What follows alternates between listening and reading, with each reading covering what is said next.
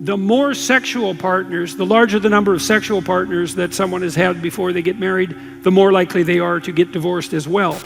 Why would you have to be chaste until you get married? You're just wasting all the time for just one person, and it's not right. Now, these are ideologies from the world. Women who are cohabiting with men are generally not very happy about the fact that the relationship is not moving towards marriage. And if you love someone, if you fall in love with someone and you decide to marry them, you don't have the evidence at hand that that's the right person for you. What you have instead is the joint decision that come hell or high water, you're going to struggle forward together. And then you don't even know if that's the right decision. Contrary to what's been reported for years, the divorce rate is not 50%, it's more like 30%. And then we find that people who keep God at the center of their home and their family stay married at far greater rates and even thrive within those marriages. There is this virus that is on rampant, which nobody seems to be talking about. I know as you watch this video, you are going to somehow feel hurt if you have this virus with you. This is a video by Jordan Peterson where he discusses the issue of sex and cohabitation and how that it affects people negatively, even into the point of causing marriage breakups. I will do my best to come in as and when is deserving to dissect his stance from a biblical perspective. Without wasting any more time, let's begin. Can you please elaborate on why you advise against cohabitation before marriage? Well, so why would I advise against cohabitation before marriage? Well, the simple answer to that question is there's plenty of evidence that it's a bad idea. And I just mean factual evidence to begin with, although I think there are other reasons. People who live together and then get married are more likely to get divorced, not less likely. And that's a really interesting fact because it flies in the face of what you might think of as a kind of pragmatic common sense, you know, because you might think, well, you don't buy a car without taking it out for a test drive. Right, and everyone laughs because that seems obvious, but then, you know, woman's not a car.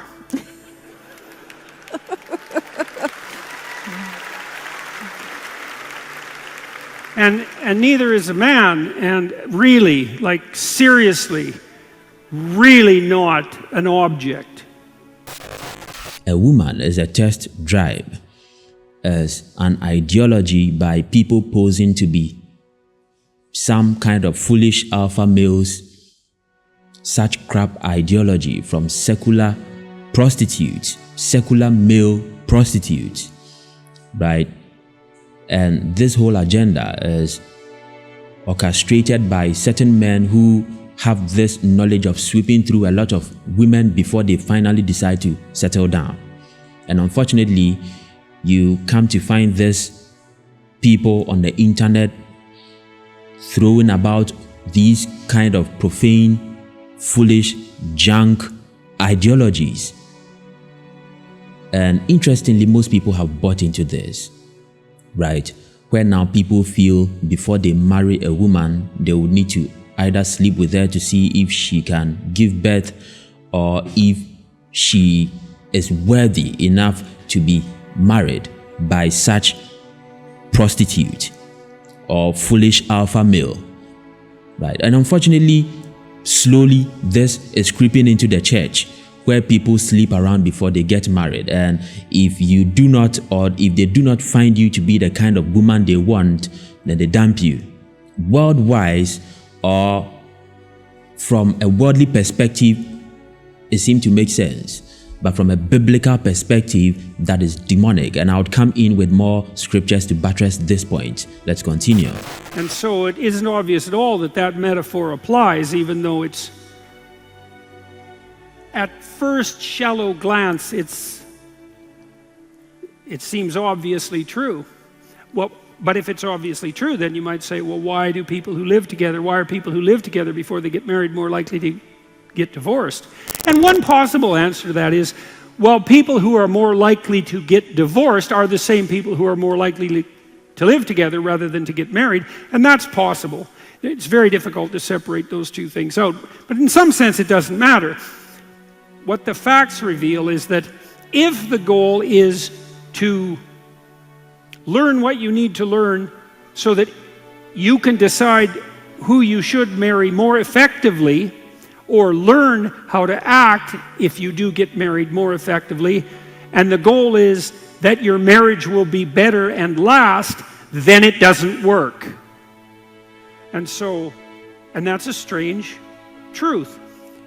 And then you might ask yourself, well, why? Why doesn't it work? It's also the case, by the way, that the more sexual partners, the larger the number of sexual partners that someone has had before they get married, the more likely they are to get divorced as well. And it's also the case, by the way, and this is also interesting. There is this doctrine that is being circulated on the internet, which says that both Christians and unbelievers divorce. And these are doctrines from unbelievers, right? Both Christians and unbelievers divorce. And so, regardless of who you are, now this is in reference to Christianity. What they mean is, if you are a Christian, the possibility of you getting divorced is also high. And so, just do what you want to do, right? Why would you have to be chaste until you get married? You're just wasting all the time for just one person, and it's not right. Now, these are ideologies from the world. That is how the world lives, and so they preach it to Christians because religious folks are those who tend to hit hard on morality, chastity, abstinence from sex, and all that. And so these are ideologies from the world to counter what religious folks think of marriage, being together, and divorce. And they say, and the world comes with the data that says that both worldly people and religious people break up. If this is it, then there is no need to be chaste, right? Simply move around, sleep with anybody you want to. When you marry and it succeeds, good for you. If it doesn't succeed, well, you find another one. Well, I think that is wrong. If you are a Christian and for some reason you have fallen into that, and so now you are sleeping around thinking you want to enjoy as much as you want to before you finally settle down, then you are doing yourself a great disservice. And trust me, if not by the grace of God, it could come back to hunt you down. Now, this is a data I took time to cook up to tackle the ideology that both Christians and unbelievers break up. And let me read this to you. We've all heard the claim, Christians are just as likely to divorce as non-Christians. This statement is often attributed to a 2008 study by Barmer Research, a group that indicated that those who identified as Christians were just as likely as non-Christians to be divorced. This study was also broken down into subcategories by religious denominations, showing Baptist and non-denominational Protestants leading the way in divorce. The claim that the divorce rate amongst Christians equals that of non-Christians build up upon the common assumption that 50% of all marriages end up in divorce. But according to the latest research, those statements about the divorce rate amongst Christians in particular are untrue. Now listen carefully. Partnering with George Barmer, Feldan re-examined the data pertaining to divorce rate amongst Christians and found that the numbers were based on survey takers who identified as Christians rather than some other religions. Under the broad classifications, respondents were as likely as anyone else to have been divorced. The Christian category included people who profess a belief system but do not live a committed lifestyle. Now, this was the data that was brought out in 2008, which is to say that those people did not do their research very well, right? However, for those who were active in their church, the divorce rate was 27 to 50% lower than the non-church goers. And so the research that was done before added everybody. So far as the person says, yes, I'm a Christian, they put those people together. Remind you, not anybody who claims to be a Christian is a Christian. We have people professing to be Christians, and we have people who are active Christians. In other words, are living the lifestyle to which the Bible instructs, right? And so we have two kinds of Christians: people who profess to be Christians but do not go to church or have never stepped in church for like 3 to 4 years now. Nominal Christians, those who simply call themselves Christians but do not actively engage with the faith, are actually 20% more likely than the general population to get divorced. And so now this was the new research coming out, and this was the data that this new research is exposing. Dr. Brad Wilcox, director of the National Marriage Project, states that active conservative Protestants who attend church regularly are actually 35% less likely to divorce than those who have no religious preference. Feldan found that 70% of all married people were still married to their first spouse, and those marriages, 4 out of 5 are happy. Okay, now this still is on people who are married and active in their faith, and this was the latest research, as opposing the previous one, which categorized anybody who claimed to be Christian as one who also divorces regularly. Putting it all together, what this tells us is that religion itself cannot insulate us from the stress that pull at the fabric of our marriages. But there is definitely good news regarding divorce rates and Christians. Contrary to what's been reported for years, the divorce rate is not 50%, it's more like 30%. And then we find that people who keep God at the center of their home and their family stay married at far greater rates and even thrive within those marriages. Now, this is what I would say to my fellow Christians. If we are going to buy into secular ideologies and make them the center of our decision making, then I think that what Christ instructs us from the Bible wouldn't be of relevance. And for that reason, your faith in Christ is bogus. The world and the church do not go hand in hand. The Bible teaches that those in the world are living in darkness or live in darkness.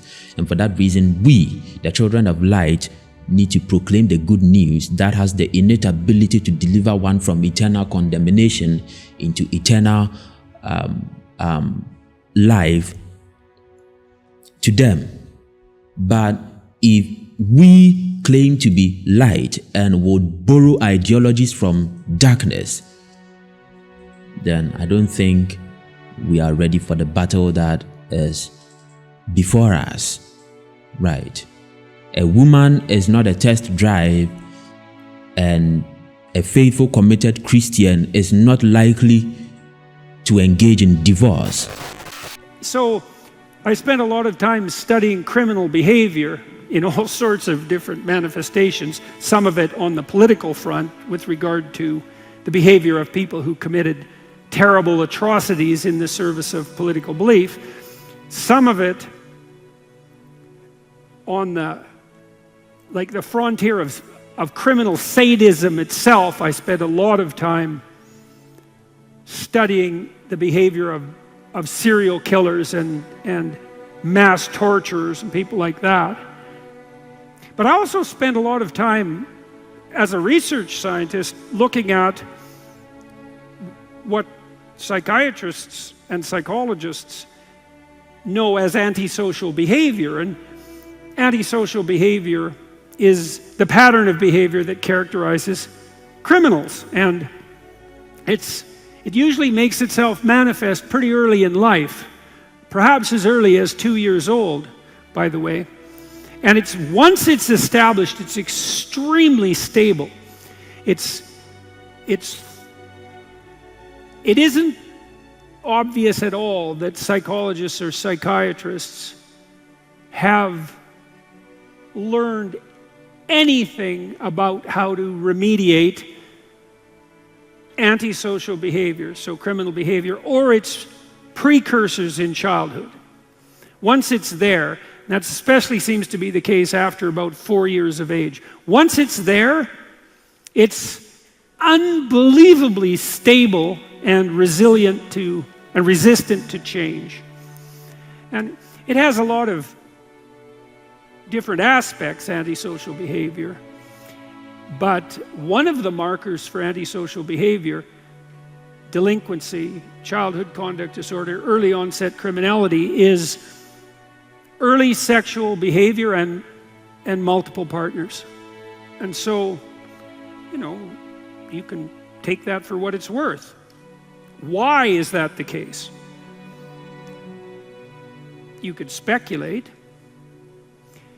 Someone who's oriented in a criminal direction is more likely to take advantage of someone else for their own gratification. I think that's the basic commonality. I don't know that for sure, because we don't know why these different symptoms of criminality, let's say, link together, apart from the fact that criminals are predators and the really pathological criminals are predatory parasites, and that's really what defines a psychopath, by the way, is a psychopath is a predatory parasite. The archetypal psychopath is a sadistic predatory parasite, so the sadist takes delight in the pain of others, so positive pleasure in the pain of others. The predator uses others to their own advantage, and the parasite takes no responsibility for his or her own existence and manipulates or compels others to serve that goal. And so that's kind of an ugly combination of traits, and one of the core elements of that is early multiple partner promiscuity. And so that's interesting, and that also might explain why more pre-marriage sexual partners increases the probability of divorce, is that it's a marker for the pattern of behavior that is characterized by the exploitation of others and is therefore more likely to be unsustainable over the medium to long run. One thing you get for following Christ is the ability to control one's self. And what Jordan Peterson was stating here has everything to do with lack of self-control, with selfishness being the icing on the cake. Today we do not care about people. We are so selfish. We do everything for our own personal gains, and if it is not going to benefit us, then we do not want it. Right? And so take two people in a relationship. They do not have self-control, with the man being selfish in addition. Right? He wants everything for himself, and he's unable to control himself. Now, this is where Christ comes in. For God so loved the world that he gave. And so a Christian in the faith practicing is supposed to know that it is not about what you get. This is what makes marriage unique from the Christian sense. It is not about what you get. It is about what you are able to offer. And so you offer, the woman also offer. That's what makes a perfect relationship, right? But if we are going to be selfish, then it means that we are going to sacrifice other people for our own personal gains, which goes exactly opposite what Christ came to do. For God so loved that he gave. But it's so unfortunate that today we become so selfish. And if selfishness and lack of self-control meet, the result is death. And it's so unfortunate that today we become so selfish. You could just look around. People will simply go close to certain people because of what they will get and not what they can give. or offer, right? And people today, a lot of Christians do that, want to get close to God purposely because of what they would get and not what they can offer. And so it's everywhere. We've all become selfish and corrupt in our thinkings and in our doings, which is very, very foolish. Now, if selfishness would meet lack of self-control, then guess what? The result is going to be a ripple effect of death. That is going to be the result, a ripple effect of generations yet unborn who are going to suffer for no reason, simply because certain people somewhere couldn't control themselves and came up with certain foolish decisions, and they were the result of their foolish decisions. And as a result, the child suffers, or whatever that contributed to becomes corrupt. Right? Let's continue. So that's interesting. Then you can think about it, kind of think about it metaphysically. I thought about this, or philosophically, I thought about what are you telling someone when you live with them?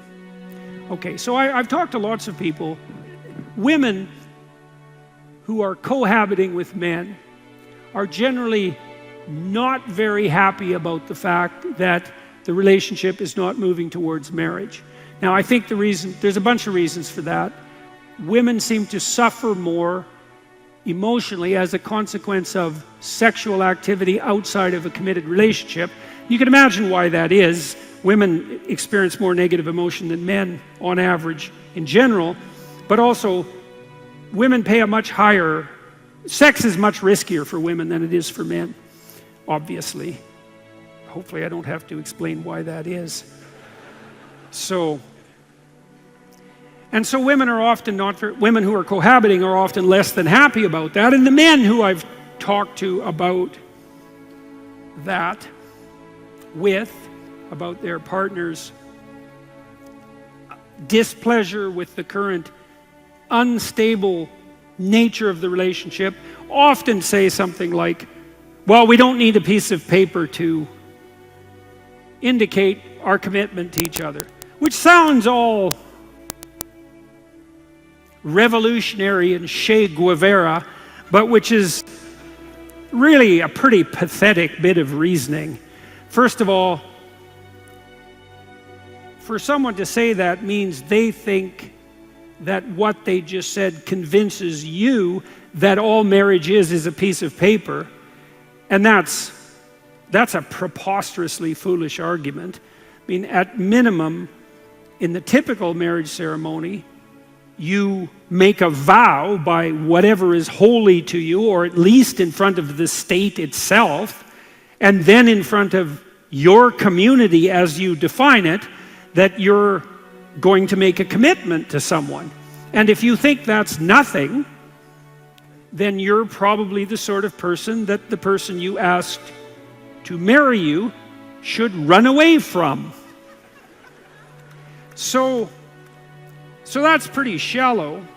And then you might ask, well, why do you need to commit to your partner in front of your community and a higher authority, let's say? And the answer is, well, life is really, really difficult, and you're going to have a rough time with your partner no matter how much you love them, because the two of you are different, and you're different sexually, and you're different temperamentally, and so you're not going to see eye to eye all the time, and then horribly difficult things are going to come your way, and the complexity of those difficult things is going to tempt you to pull apart.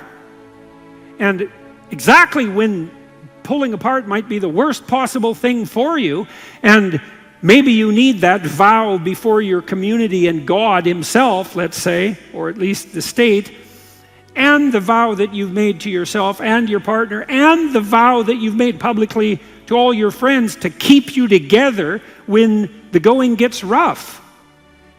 And you might say, well, you don't need that. And I would say, well, that's just because the going hasn't got rough enough for you yet, because when it does get that rough, you'll bloody well know that you needed that. That's for sure. And that will definitely happen to you.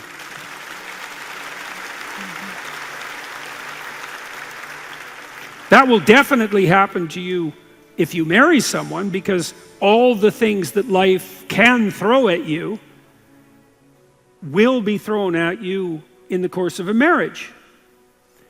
And so, the vow and the community commitment, you don't just throw that away casually.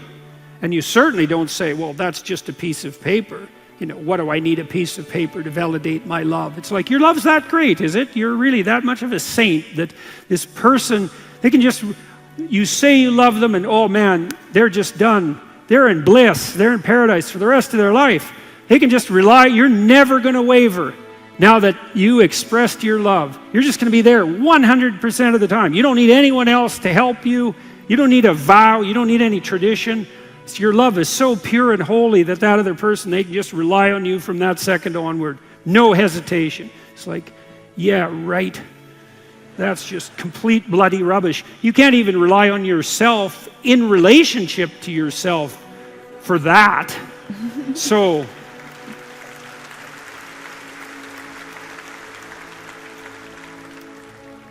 okay, so next, what are you telling your partner? Well, as far as I can tell, if you live with someone, here's what you're saying to each other. You're the best I can manage at the moment. And maybe the same applies to me for you. And we both really don't want to take on any more responsibility than necessary. Plus, we both want to have the option of trading up if opportunity comes along. And so why don't we just make do with this provisional arrangement while we cast our eye out into the broader world and see if we can fish something better in. Okay, so what I'll do is leave a link to the full video in my description below if you are interested in watching the full video. But there was one thing that he spoke about that I would like to end this video with, and it had to do with more sexual partners leads to divorce, right? It's interesting how the culture praises sex today. It's not as if you can actually run away from it because it's right on the TV, on your phone, everywhere you go, it's on it. You open Twitter and it's the first thing you see over there. It's as if the devil is coming right at you, right? And unfortunately, people buying into this are massive. That's making men very weak in the society, right? The Greek word for fornication, which is being praised or on the rampant today, is porneia, where the word porn is derived from. And so porn in actuality means to fornicate, right? Or to have multiple sexual partners. Now this is a verse from 1 Corinthians 6:13. Meat for the belly and belly for the meat, but God shall bring the knot, both it and them. But the body is not for fornication, but for the Lord, and the Lord for the body. And the verse 18 of this particular chapter says, flee from fornication, right? In other words, flee from pornography. Pornography is a Greek word which means fornication, right? Every sin that a man doeth is without the body, but he that committed fornication sinneth against his own body. If we would be able to flee from sexual immorality and live our lives based off what the Bible instructs us, I don't think it would be something difficult the world can't accept. If the world would throw their ideology of doing whatever that you want to do because you can't control yourself, or it's what you were born into, or this is how I was born like, or this is how I feel like, and so I need to act on it, then it means that if Christians are also able to master the doctrines of the Bible and the teachings of Christ, we can actually cause some level of change in the atmosphere. But as it stands now, personally, to me, it seems that Christians are buying into the ideologies of the secular world, and it's not helping. We see it in church today, where people come to church not necessarily to praise God, but do their own thing, which has everything to do with sexual immorality. And you could actually see how that contributes to a foolish generation. Today you look on the TVs and you see younger kids all participating in all manner of rough behaviors. I'll be coming in with more videos like this. Until my next video, make sure you make Christ the center of your life. There are so many testimonies of people attesting to the fact that Christ came into their lives and their lives changed. You could also have that testimony today if you give your life to Christ. Until my next video, peace out.